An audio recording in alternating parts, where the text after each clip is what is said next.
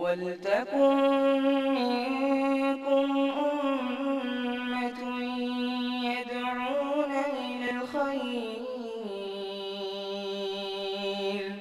وَيَأْمُرُونَ بِالْمَعْرُوفِ وَيَنْهَوْنَ عَنِ الْمُنكَرِ وَأُولَٰئِكَ هُمُ الْمُفْلِحُونَ.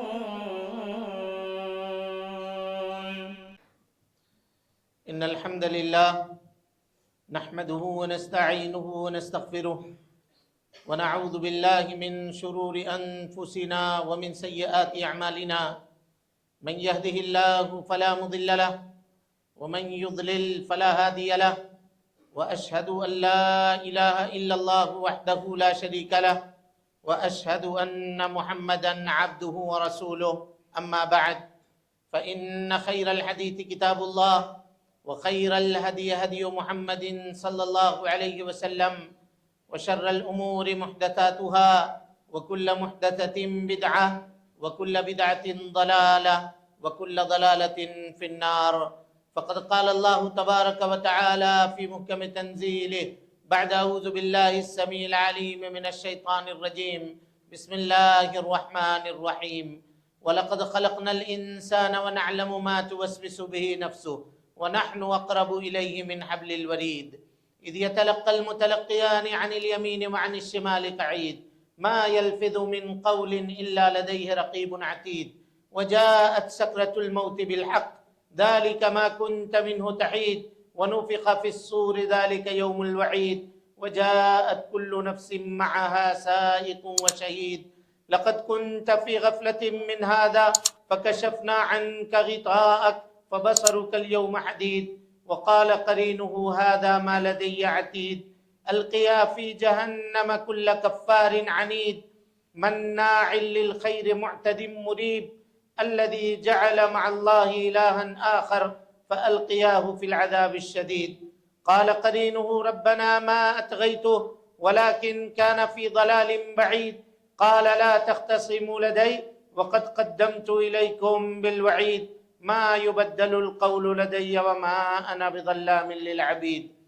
وقال الله تبارك وتعالى في مقام آخر من عمل صالحا من ذكر أو أنثى وهو مؤمن فلنحيينه حياة طيبة ولنجزينهم أجرهم بأحسن ما كانوا يعملون.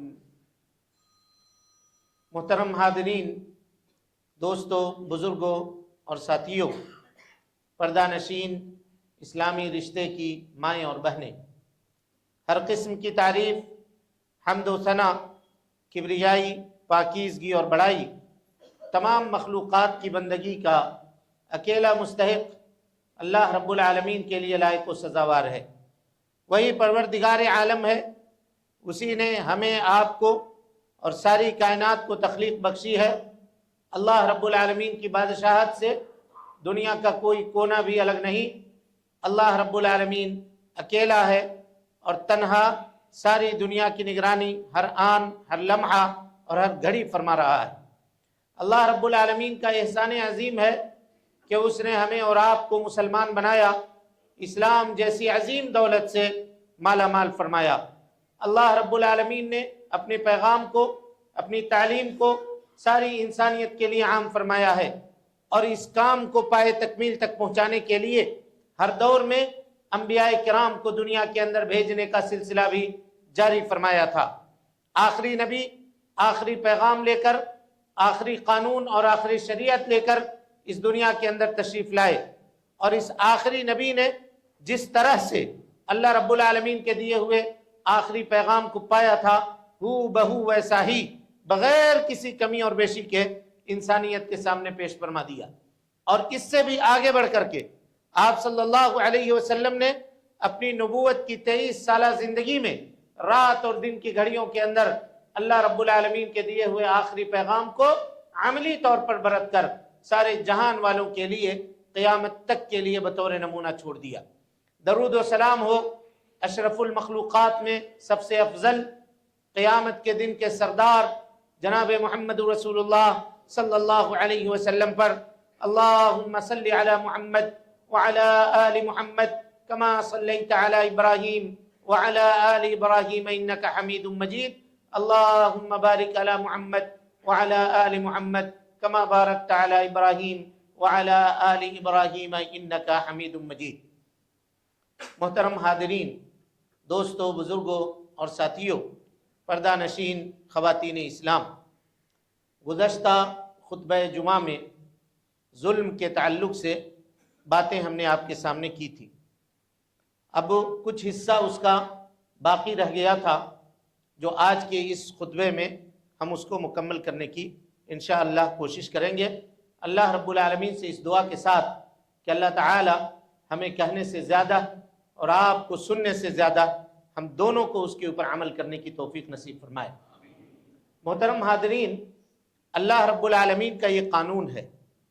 قانون کیا ہے کہ دنیا میں ہم جو کچھ بھی عمل کرتے ہیں اس کا بدلہ اللہ رب العالمین ہمیں دنیا میں بھی عطا کرتا ہے اور آخرت میں بھی عطا کرتا ہے، چاہے وہ عمل نیک ہو چاہے وہ عمل برا ہو.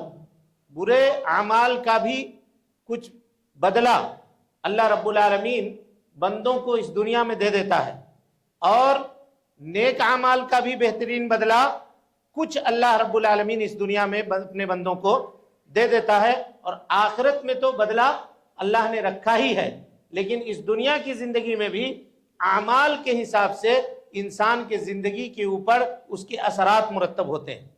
یہ بات جاننی چاہیے. قرآن مجید سورہ نحل کی جو آیت کریمہ ہم نے آپ کے سامنے تلاوت کی ہے، اللہ تعالیٰ اس آیت کریمہ میں فرماتا ہے من عمل صالحا، جو بھی کوئی نیک عمل کرے گا. عمل صالح یعنی اخلاص میں عمل کرے اور نبی صلی اللہ علیہ وسلم کی سنت کے مطابق عمل کرے، تب جا کر کے وہ عمل کیا ہوگا؟ عمل صالح.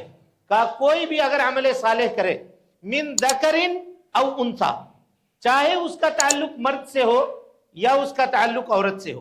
یعنی یہ نہیں ہے کہ کوئی مرد عمل کرے تو اس کو ثواب صرف ملے گا، عورت کو نہیں، یا کوئی عورت عمل کرے تو اس کو نہیں، بلکہ اگر عورت نیک عمل کرتی ہے تو اس کا ثواب اسے ملے گا، اور اگر مرد عمل کرتا ہے تو اس کا ثواب اسے ملے گا. من ذکر او انثی، اللہ نے کہا وہو مؤمن، اس حال میں کہ وہ مومن ہو، عمل صالح کرے اور مومن ہو. اس سے یہ پتا چلا کہ آدمی کبھی کبھی مومن نہیں ہوتا ہے لیکن عمل صالح کرتا ہے، عمل صالح اور نیک عمل انجام دیتا ہے، تو اس کے اعمال کی کوئی حیثیت نہیں ہے. اگر ایمان نہیں ہے تو ایمان کے بغیر کیے گئے عملوں کی چاہے وہ نیک ہی کیوں نہ ہو، اللہ رب العالمین کی نگاہ میں اس کی کوئی حیثیت نہیں. دلیل اس کی کیا ہے؟ ایک شخص تھا مکے میں، اس کا نام تھا عبداللہ ابن جدعان. بہت صدقہ و خیرات کیا کرتا تھا، دونوں ہاتھوں سے مال لٹاتا تھا، اللہ نے مال دی تھی، کیا کرتا تھا. اس کے بارے میں یہ مشہور تھا کہ اس کے گھر کا چولہا کبھی بجھتا نہیں تھا. کیا مطلب ہوا؟ کہ ہمیشہ قافلے اس کے پاس آتے تھے جاتے تھے، آتے تھے. ایک قافلہ اترا گیا، اس کے لیے کھانا پکا، کھائے پیے لوگ اور اس کے بعد نکلے، تب تک دوسرا قافلہ پھر آ گیا، پھر ہانڈی چڑھائی گئی، پھر کھانا پکایا گیا. یہ معاملہ چلتا تھا اس کا. غریبوں کو، مسکینوں کو، بیواؤں کو، بے کسوں کو دونوں ہاتھوں سے نوازا کرتا تھا. ام المومنین نے پوچھا اے اللہ کے نبی صلی اللہ علیہ وسلم، عبداللہ ابن جدعان اتنا خرچ کرنے والا آدمی تھا، اتنا اللہ کے راستے میں مال لٹانے والا آدمی تھا، اس کا کیا ہوگا؟ نبی صلی اللہ علیہ وسلم نے کہا کہ وہ جہنم میں ہے، وہ جہنم میں ہے. کہا کیوں؟ کہا اس نے اپنی زندگی میں ایک مرتبہ بھی یہ نہیں کہا رب اغفر لی خطیئتی یوم الدین، یعنی آخرت کے اوپر ایمان لانے والا نہیں تھا، نبی صلی اللہ علیہ وسلم کے اوپر ایمان لانے والا، اللہ کے اوپر ایمان لانے والا نہیں تھا، دین اسلام کو اس نے قبول نہیں کیا. اس کے بدلے میں اللہ رب العالمین نے اس کے نامہ اعمال کو کیا کیا؟ ضائع اور برباد کر دیا اس کے نامہ اعمال. اور اس طرح کے بے شمار آیتیں قرآن مجید کے اندر آپ کو ملیں گے کہ جو آدمی نیک عمل کرے اور ایمان کے بغیر کرے تو اللہ رب العالمین اس کے عمل کو ناقابل قبول کرتا ہے. اسی لیے اللہ تعالیٰ نے یہاں قید لگا دی کہ من عمل صالحا من ذکر او انثی، کوئی بھی عمل کرے نیک عمل، چاہے مرد کرے یا عورت کرے، وہو مؤمن، شرط یہ ہے کہ وہ مومن ہونا چاہیے. شرط کیا ہے؟ کہ وہ مومن ہونا چاہیے. اللہ تعالیٰ کہتا ہے فَلَنُحْيِيَنَّهُ حَيَاتًا طَيِّبَةً، ہم اس کو دنیا میں بہترین زندگی عطا کریں گے، دنیا میں بہترین زندگی عطا کریں گے. دیکھا آپ نے عمل صالح کا بہترین بدلہ اللہ تعالیٰ کہہ رہا ہے کہ ہم اس کو یہاں عطا کر دیں گے۔ حافظ ابن کثیر رحمۃ اللہ علیہ کہتے ہیں کہ بہترین زندگی سے مفسرین کا اختلاف ہے 5 قول کے اوپر، 5 قول۔ بہترین زندگی سے مراد کیا ہے؟ تو کہا کہ اللہ تعالیٰ عافیت دے دے گا، بدن کے اندر، جسم کے اندر، مال کے اندر، آل و اولاد کے اندر، عافیت جو کچھ آپ سمجھ سکتے ہیں یہ عافیت اس کو حاصل ہوگی، ایک بات۔ دوسری بات، اس کے روزی میں فراوانی حاصل ہوگی، اللہ تعالیٰ بلا حساب و کتاب اس کو روزی عطا کرے گا۔ اور اسی طریقے سے کہا کہ اللہ رب العالمین اس کو قناعت عطا کرے گا۔ قناعت مانے ایک آدمی کے پاس بہت مال ہے لیکن قناعت نہیں ہے تو پریشان ہے، اور مال کمانے کے چکر میں اور حاصل کرنے کے چکر میں پریشان ہے۔ لیکن ایک کے پاس تھوڑا ہی مال ہے اور اسی میں وہ خوش ہے، مست ہے اپنی زندگی کے اندر، کیونکہ اللہ تعالیٰ نے اس کو کیا کیا ہے؟ قناعت عطا کر دیا، صبر عطا کر دیا۔ اسی طریقے سے اللہ تعالیٰ نیک اور صالح اولاد عطا کرے گا، یہ بھی ایک قول ہے۔ اور ایک قول یہ ہے کہ اللہ تعالیٰ ایسے اعمال کی توفیق دے گا دنیا کے اندر کہ وہ آدمی، دنیا کی زندگی بھی اس کی بہتر ہو جائے گی اور آخرت میں اللہ تعالیٰ اس کو جنت عطا کر دے گا۔ یہ 5 اقوال ہیں مفسرین کرام نے یہ بیان کیا ہے کہ اللہ تعالیٰ اس کو بہترین بدلہ دے گا۔ فَلَنُحْيِيَنَّهُ حَيَاةً طَيِّبَةً، اس کی زندگی اچھی کر دے گا، اچھی زندگی اس کو عطا کرے گا۔ اور کہا صرف یہاں نہیں، آگے اللہ نے کہا وَلَنَجْزِيَنَّهُمْ أَجْرَهُمْ بِأَحْسَنِ مَا كَانُوا يَعْمَلُونَ، اور جو کچھ وہ دنیا کے اندر کیا کرتے تھے ان کا بہترین بدلہ اللہ رب العالمین ان کو آخرت میں بھی عطا کرے گا۔ یعنی ایسا نہیں کہ دنیا میں دے کر کے معاملہ ہو گیا، بلکہ اس سے بہتر بدلہ ہم اس کو آخرت میں بھی عطا کریں گے۔ اور وہ بدلہ کیا ہے؟ وہ بدلہ جنت ہے، وہ بدلہ جنت ہے۔ میرے بھائیو، دنیا کی اس زندگی کو آدمی کمانے کے لیے کیا کچھ نہیں کرتا، حلال و حرام کی تمیز تک نہیں کرتا، اور اللہ رب العالمین کی عبادتوں کو ضائع کرتا ہے، اپنے آپ کو تھکاتا ہے، لگاتا ہے۔ لیکن یہ دنیا کب تک یہ دنیا سارا جتن کر کے بھی ایک روز آدمی موت سے اپنی زندگی ہار جاتا ہے، چاہے جتنا بھی پیسہ کیوں نہ ہو، جتنے بھی مال و دولت والا کیوں نہ ہو۔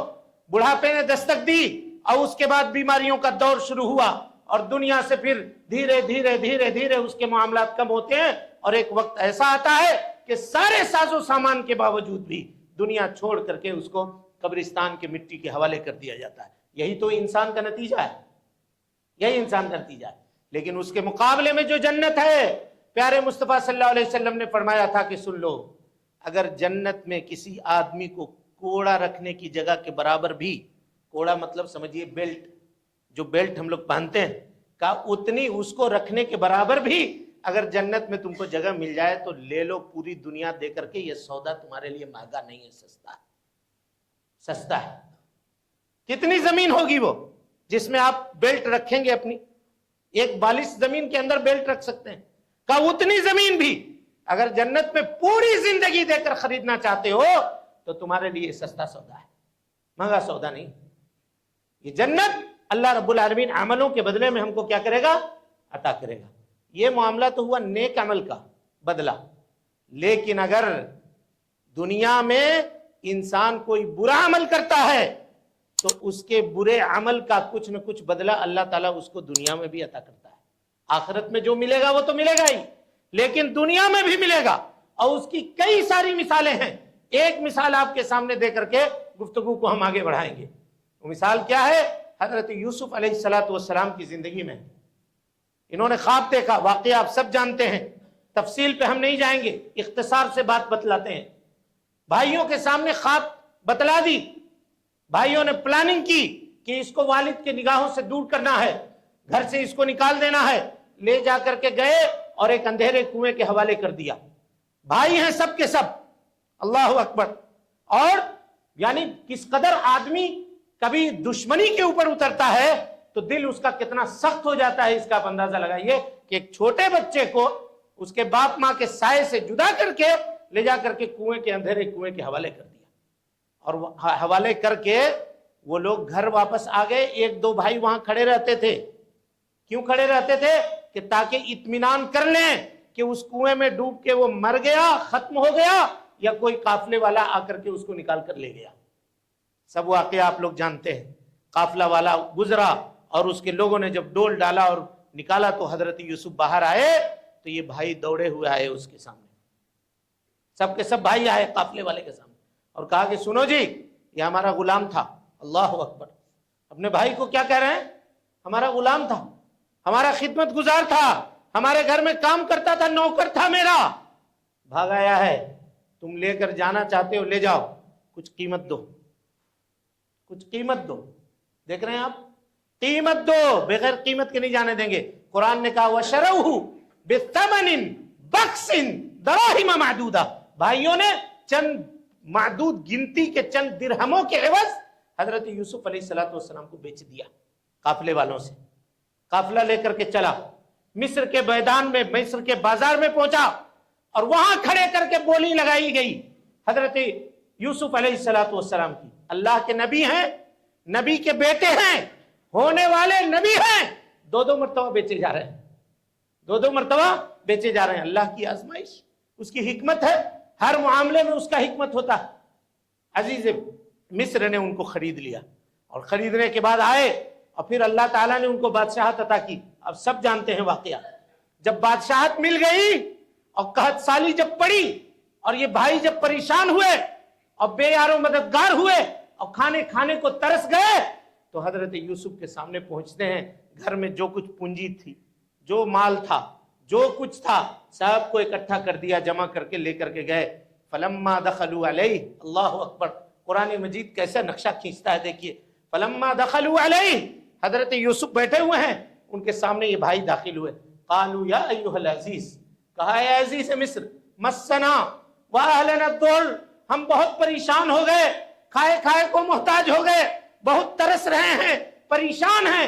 وجینا ببضاعۃ مجزاۃ، بہت تھوڑا جو کچھ گھر میں بچا ہوا تھا، ایسے ہی جو کچھ تھا وہ لے کر کے آئے ہیں، اس کو لے لیجئے۔ وجینا ببضاعۃ مجزاۃ، اس کو قبول کر لیجئے، لے لیجئے۔ اور آگے کیا کہا؟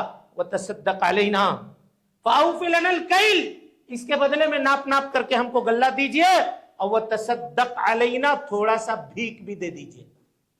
کیا کیجئے؟ تھوڑا سا بھیک بھی دے دیجئے۔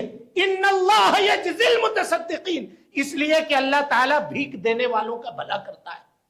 یہ وہی بھائی ہے نا، بیچا تھا درہموں کے اندر۔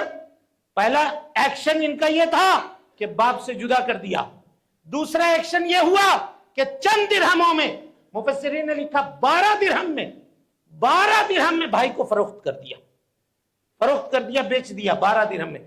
یہی بھائی جنہوں نے روپیوں کو پرائیورٹی دی اور بھائی کے رشتے کو کاٹ دیا، توڑ دیا، بھائی کو ذلیل و رسوا کیا، اللہ نے انہی بھائیوں کو لا کر کے بھکاری بنا کر کے اس بھائی کے سامنے کھڑا کر دیا، کہا مانگو بھیک۔ یہ اللہ کا نظام ہے، یہاں کوئی بچنے والا نہیں ہے، یہ وہ ایسا قانون ہے کہ کوئی آدمی رشوت دے کر کے چھوٹ نہیں سکتا ہے۔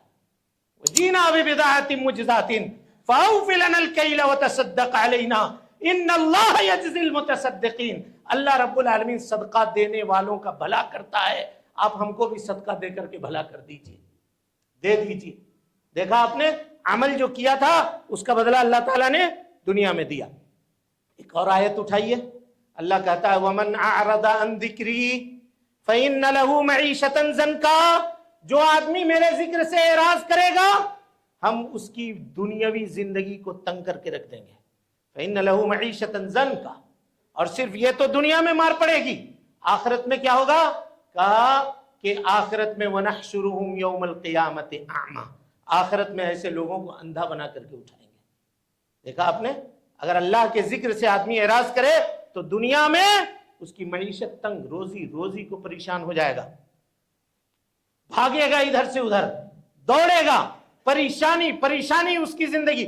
فَأَذَاقَهُمُ اللَّهُ لِبَاسَ الْجُوعِ وَالْخَوْفِ، اللہ تعالیٰ نے کہا کہ قوموں کو ہم نے خوف کا اور بھوک کا لباس پہنا دیا، یعنی کوئی بھی عمل میں ان کی بھوک مٹا نہ سکی اور ان کے خوف کو ان سے دور نہ کر سکی۔ یہ نتیجہ تھا اس بات کا کہ ان لوگوں نے اللہ رب العالمین کی نافرمانی کی تھی۔ میرے بھائیوں، اس سے پتہ یہ چلا کہ اگر انسان کوئی بھی عمل کرتا ہے، چاہے نیک ہو چاہے برا ہو، اس کے عمل کا بہترین بدلہ اللہ رب العالمین اس کے زندگی میں اسے دیتا ہے۔ اور اگر برا کر رہا ہے تو برا بدلہ دنیا میں بھی دیتا ہے اور آخرت میں جو ہے وہ تو ہے ہی۔ اللہ کے قانون میں سے ایک قانون یہ بھی ہے کہ جو عمل جو کرے گا نا وہی اس کی سزا پائے گا۔ یہ کب؟ آخرت میں۔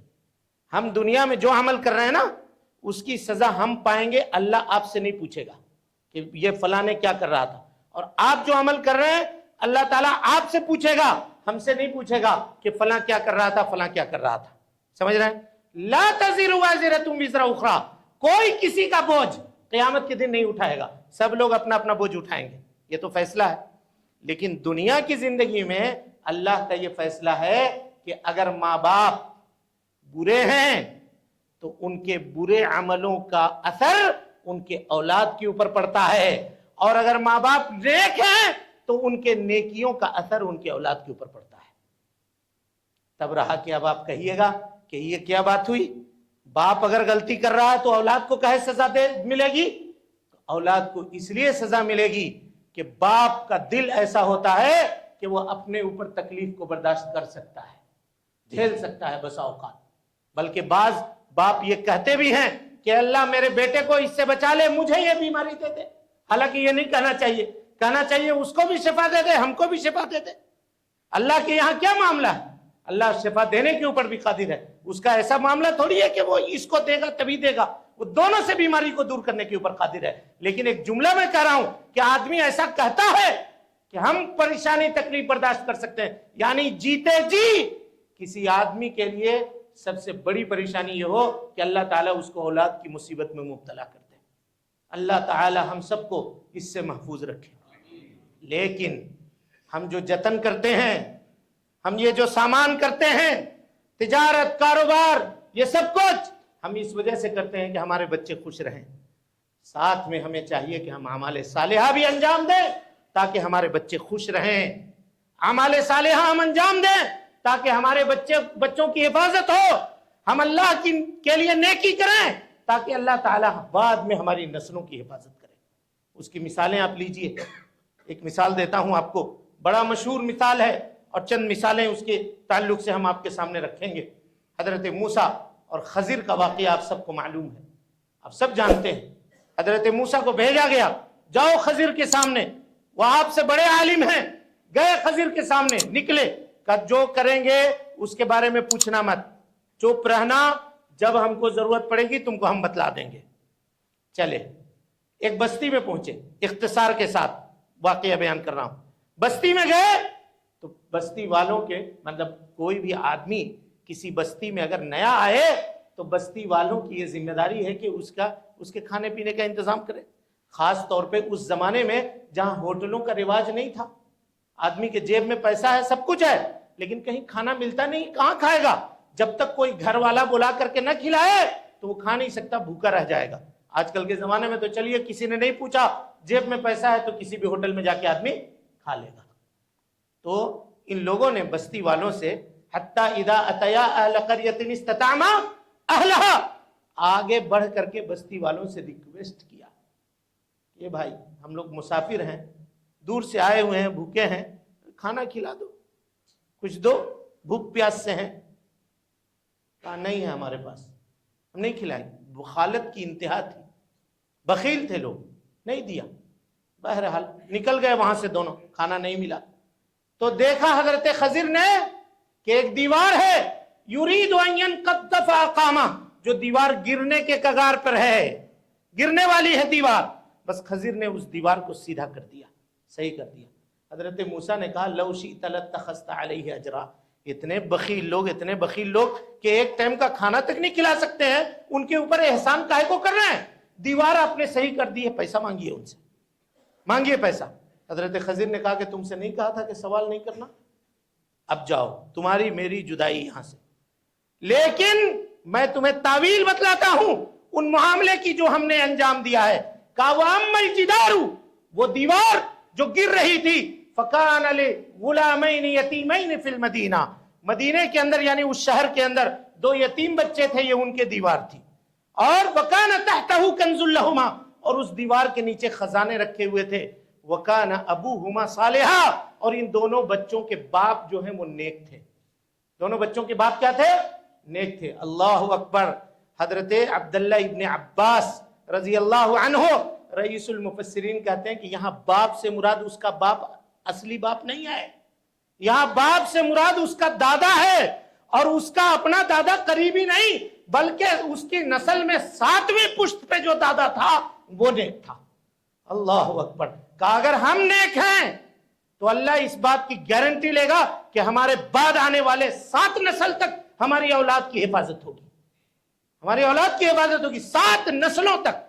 भाई हमसे पहले जो लोग गुजर गए उनके हम तो मालिक नहीं है, लेकिन हम अपने तो मालिक हैं। हम खुद तो नेक बन सकते हैं ताकि हमारे औलाद की हिफाजत हो। किस तरह से अल्लाह रब्बुल आलमीन ने उनके खजानों की क्या कर दी? हिफाजत कर दी, इस वजह से कि वो नेक थे।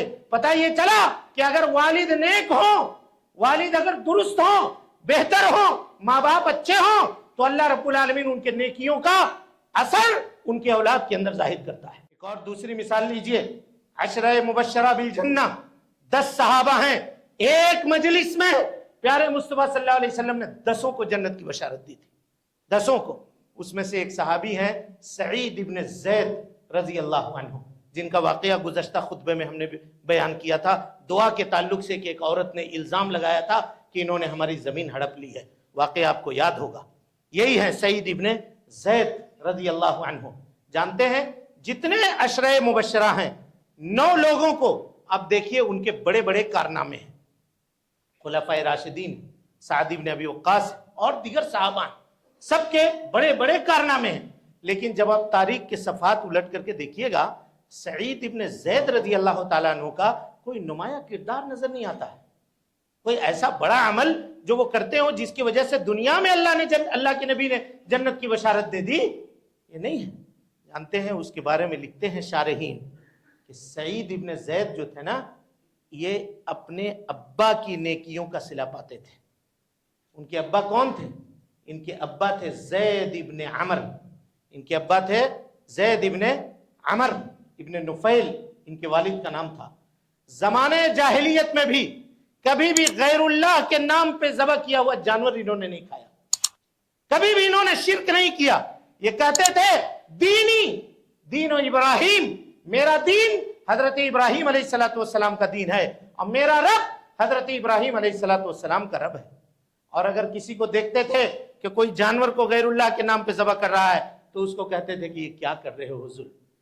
बकरी को अल्लाह ने पैदा किया, उसके लिए आसमान से बारिश अल्लाह ने बरसाया, दरख्त और पौधे अल्लाह ने उगाए, इस बकरी की परवरिश अल्लाह ने की अपनी नेमतों से, और तुम उसको गैरुल्लाह के लिए ज़बह कर रहे हो। उसको डांटते थे, उसको मना करते थे, शिर्क कभी नहीं किया। और जानते हैं जब किसी को देखते कि कोई बाप अपनी बेटी को जिंदा दफन करने के लिए लेकर जा रहा है तो दौड़ के बाप के पास पहुंचते और रिक्वेस्ट करते कि मत मारो इसको, तुम नहीं पालना चाहते हो हमारे हवाले करो, हम पाल देंगे इसको, हम इसको रखेंगे अपने घर में, लेकिन तुम दफन मत किया करो। नबी सल्लल्लाहु अलैहि वसल्लम की मुलाकात है इनसे, ज़ैद इब्ने अमर इब्ने नुफैल से मुलाकात है, सईद इब्ने ज़ैद के अब्बा से, लेकिन इन्होंने नबूवत का जमाना नहीं पाया, उससे पहले पहले इंतकाल हो गए। नबी सल्लल्लाहु अलैहि वसल्लम ने कहा था कि ज़ैद इब्ने अमर इब्ने नुफैल एक उम्मत है, एक उम्मत है, और मुझे उम्मीद है अल्लाह रब्बुल आलमीन से कि क़यामत के दिन वो एक उम्मत बन करके आएंगे। अकेला एक शख्स था जो मुवहिद था, तौहीद के ऊपर कायम था। कहा कि उनके नेकियों का सिला उनके औलाद को मिला, किसको? सईद को, कि दुनिया में अल्लाह रब्बुल आलमीन ने अल्लाह के नबी सल्लल्लाहु अलैहि वसल्लम के ज़बानी उनको जन्नत की बशारत दे दी। देखा आपने, इससे ये पता चला कि आदमी अगर नेक है, सालेह है, तो उसके सालेहियत का असर उसके बाद में आने वाले नस्लों के ऊपर भी पड़ता है। मेरे भाइयों, इसी तरीके से हजरत अब्दुल्ला इब्न मसूद रात को जब जगते थे तहज्जुद के लिए, तो बगल में उनका छोटा बच्चा सो रहा होता था। आते थे बच्चे के पास और कहते थे, बेटे तुम्हारा बाप रात को उठ करके तहज्जुद इसलिए पढ़ रहा है, मिन अजलिका या बुनई, ताकि अल्लाह तुम्हारी हिफाजत करे, ताकि अल्लाह तुम्हारी हिफाजत करे। सैयदुत ताबिईन हजरत अबू हुरैरा के दामाद हैं, सैयदुत ताबिईन हैं। वो कहा करते थे कि मिन अजलिका या बुनई, ऐ मेरे बेटे तुम्हारी हिफाजत हो, اللہ رب العالمین تمہاری حفاظت کرے. اس وجہ سے ہم راتوں کو جاگ جاگ کر کے دعائیں مانگتے ہیں اللہ رب العالمین کے سامنے. ہم لوگ یہ چاہتے ہیں کہ مال کا انتظام کر دیں, دولت کا انتظام کر دیں اور خود یوں ہی رہیں اور ہماری اولاد کی حفاظت ہوگی. ایسا نہیں ہوگا میرے بھائیوں. امام بخاری رحمۃ اللہ علیہ کے والد بہت بڑے تاجر قسم کھا کے کہتے تھے کہ میری تجارت میں 1 دینار بھی سود کا نہیں ہے, اور سود تو چھوڑ دو, 1 دینار بھی میری تجارت میں شبہ کا نہیں ہے. حلال اور حرام ہونے کا جس میں شبہ ہو وہ پیسہ بھی میری تجارت کے اندر نہیں ہے. تب جا کر کے امام بخاری جیسا آدمی جنم لیتا ہے, تب جا کر کے ایسے لوگ پیدا ہوتے ہیں جنہوں نے یہ تصنیفیں کی اور یہ کتابیں لکھی ہیں. اور میرے بھائیوں, اگر ماں باپ برے ہیں, ماں باپ اگر اچھے نہیں ہیں, تو ان کے کرتوتوں کا اثر ان کی اولاد کے اوپر بھی پڑتا ہے. اس کی ایک مثال لیجئے. یہ تو نیکی کی بات ہوئی کہ اولاد کی حفاظت ہوتی ہے, لیکن اگر برے ہیں تو ان کی اولاد کے اوپر ان کا اثر پڑتا ہے. وہ کیسے پڑتا ہے دیکھیے. ابو جہل کو کون نہیں جانتا؟ ہم سب جانتے ہیں. اس کی جہالت مشہور ہے. نبی صلی اللہ علیہ وسلم کا سب سے بڑا دشمن, مکے کے اندر مسلمانوں کا سب سے بڑا دشمن. ان کی بیٹی تھی, مسلمان ہو گئی تھی, حضرت علی ابن ابی طالب جو اللہ کے نبی صلی اللہ علیہ وسلم کے داماد ہیں. انہوں نے یہ خواہش ظاہر کی کہ ہم ابو جہل کی بیٹی سے نکاح کریں گے. حضرت فاطمہ کے ہوتے ہوئے یہ خواہش ظاہر کی کہ ہم ابو جہل کی بیٹی سے نکاح کریں گے. نبی صلی اللہ علیہ وسلم کو یہ پتا چلا. آپ صلی اللہ علیہ وسلم نے کہا, فاطمہ بضعۃ منی, فاطمہ میرے جسم کا ٹکڑا ہے. یریبنی ما ارابھا, جو چیز اسے تکلیف دیتی ہے وہ مجھے تکلیف دیتی ہے. یؤذینی ما اذاھا, جو چیز اسے تکلیف دے گی یا اس کو پریشان کرے گی وہ چیز مجھے بھی پریشان کرتی ہے. فاطمہ میرے جسم کا حصہ ہے. اور یہ جان لو علی, میری بیٹی کے ہوتے ہوئے, بنت رسول اللہ کے ہوتے ہوئے, بنت عدو اللہ, ایک مرد کے نکاح میں دونوں نہیں رہ سکتے. اگرچہ وہ مومن تھی, اگرچہ اسلام قبول کر لی تھی, لیکن فاطمہ رضی اللہ عنہا کے دل کے اوپر کیا گزرتا کہ میری سوکن بنی بھی تو وہ بنی جو میرے باپ کا سب سے بڑا دشمن تھا. اسی لیے ماں باپ کے ننگوہار کبھی کبھی اولاد کو بھی جھیلنے پڑتے ہیں, اولاد کو بھی دیکھنے پڑتے ہیں. اور یہ معاملہ دیکھیے آپ کے نگاہوں کے سامنے ہے. جبکہ وہ مومن تھی, اللہ کے نبی صلی اللہ علیہ وسلم نے کہا کہ ٹھیک ہے علی نکاح کرنا چاہتے ہیں کر لیں, میں نہیں روکتا, لیکن میری بچی کو طلاق دے دیں, میری بچی کو طلاق دے دیں, اس کے بعد نکاح کر لیں. کہ اللہ کے دشمن کی بیٹی اور اللہ کے رسول کی بیٹی ایک آدمی کے نکاح میں ایک وقت جمع نہیں ہو سکتے. میں اس کو نہیں قبول کرتا. 2 ٹوک لفظوں میں اللہ کے نبی صلی اللہ علیہ وسلم نے کہہ دیا. دیکھا آپ نے, ہم چاہتے ہیں کہ ہماری اولاد کے اوپر اگر ہمارے معصیتوں کا سایہ نہ پڑے. میرے بھائیوں, اگر ہم یہ چاہتے ہیں کہ ہماری نیکیوں کے سائے میں ہماری اولاد کی پرورش و پرداخت ہو, تو خود کو نیک بنانا ہوگا, خود کو صالح بنانا ہوگا, اپنی روزیوں کا جائزہ لینا ہوگا, اپنے اعمال کا جائزہ لینا ہوگا, اپنے کرتوتوں کا جائزہ لینا ہوگا. ہم سمجھتے ہیں کہ ہم کسی کے اوپر ظلم کر دیں گے ہم ٹھیک ہو جائیں گے. ہم سمجھتے ہیں کہ ہم کسی کو کچھ کر دیں گے, کسی کو غصب کر دیں گے, کسی کو مار دیں گے, کسی کو ٹھگ لیں گے, کسی کو بے عزت کر دیں گے, کسی کو رسوا کر دیں گے, اور کوئی معاملہ ہمارے ساتھ نہیں ہوگا. ہمارے ساتھ نہیں ہوگا تو ہمارے اولاد کے ساتھ ہوگا. اللہ کہتا ہے وَلَا تُعْجِبْكَ أَمْوَالُهُمْ وَلَا أَوْلَادُهُم, سورہ توبہ کی آیت ہے. اللہ کے نبی صلی اللہ علیہ وسلم, آپ ان کے اولاد اور ان کے مالوں کو دیکھ کر کے تعجب کرتے ہیں, تعجب مت کر دیے. انما يعذبه الله في الدنيا, اللہ رب العالمین یہ چاہتا ہے کہ ان کے ذریعے سے ان کو دنیا میں عذاب دے, یعنی اولاد کے ذریعے سے اور مال کے ذریعے سے دنیا میں ان کو عذاب دے, یہ اللہ چاہتا ہے. تاہم میرے بھائیوں, یہ ساری باتوں کا خلاصہ بس 2-4 منٹ میں اور سن لیجئے کہ اس کا یہ مطلب ہرگز نہیں ہے کہ اگر کسی کی اولاد نافرمان ہے تو ہم اس کو یہ تانا دیں کہ تم غلط ہو, اس وجہ سے تمہارا بچہ تمہارے ساتھ ایسا کر رہا ہے. ہرگز اس کا یہ مطلب نہیں ہے.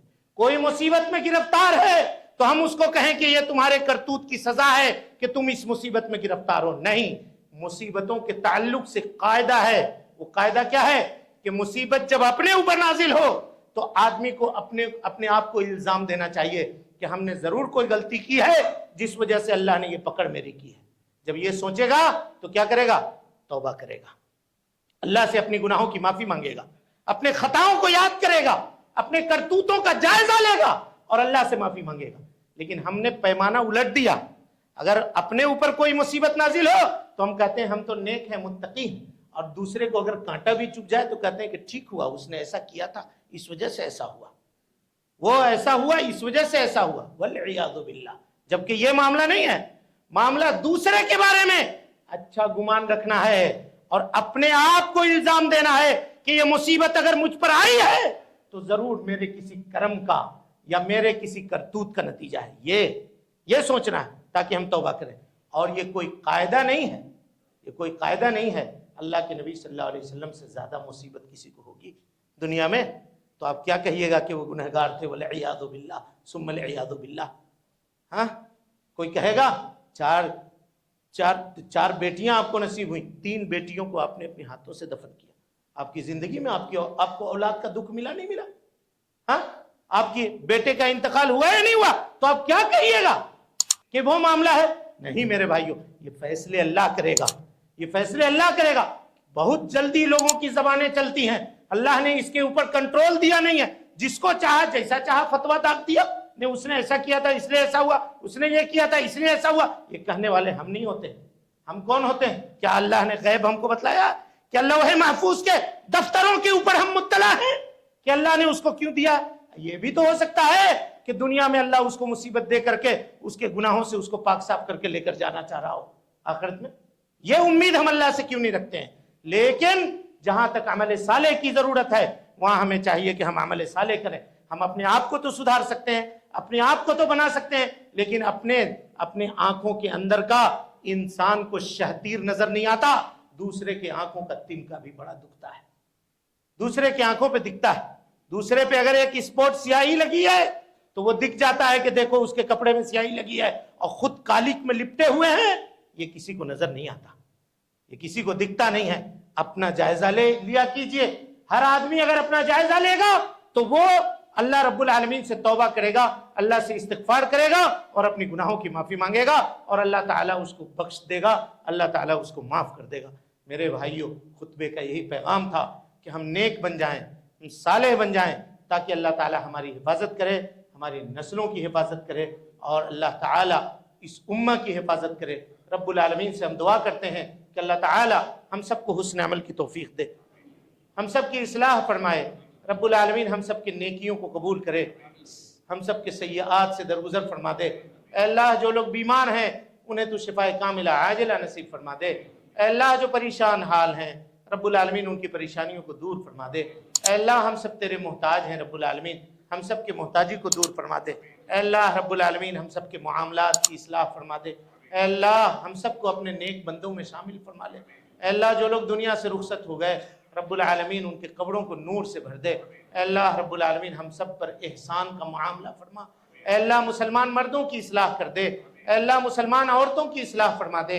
اے اللہ رب العالمین مسلم امہ کی اصلاح فرما دے. جب تک زندہ رکھ، دین اسلام پہ زندہ رکھ، اور جب اٹھا ایمان پہ اٹھا. آمین. اقول قولی ھذا واستغفر اللہ لی ولکم ولسائر المسلمین من کل ذنب وخطیئۃ فاستغفروہ انہ کان للأوابین غفورا. محترم سامعین و ناظرین، آپ تمام حضرات سے گزارش ہے کہ مرکزی جامع مسجد کے خطبات اور دروس کو اگر آپ سننا چاہتے ہیں تو اس چینل کو آپ لائک کریں، اس کو سبسکرائب کریں اور اس کو لوگوں تک پھیلانے کی کوشش کریں. اللہ رب العالمین ہم سب کی نیکیوں کو قبول کرے. وجزاکم اللہ خیرا.